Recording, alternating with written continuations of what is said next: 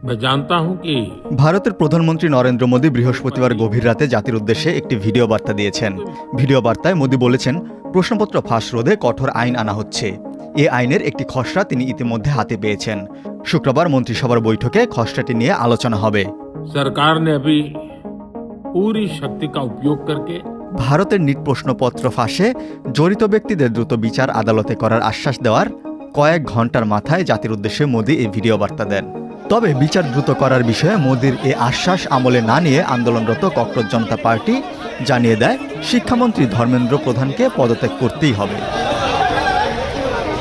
Video বার্তায় মোদী বলেন, বন্ধুরা, আমি ভালোভাবেই জানি যে প্রশ্নপত্র ফাঁস কোনো ছোটখাটো বিষয় নয়।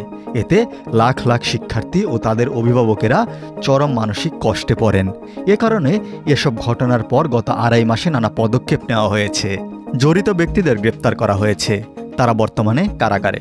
कठोर सजा के प्रावधान के साथ का ये मुसद्दा कल कैबिनेट में चर्चा होगी। মোদী আরও বলেন, নিরলসভাবে গভীর রাত পর্যন্ত কাজ করে সংশ্লিষ্ট বিভাগগুলো ইতিমধ্যে তার কাছে একটি খসড়া প্রস্তাব জমা দিয়েছে।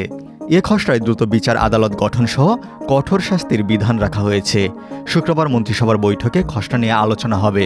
মন্ত্রিসভার সহকর্মীদের পরামর্শ যুক্ত করে খসড়াটি চূড়ান্ত করা হবে।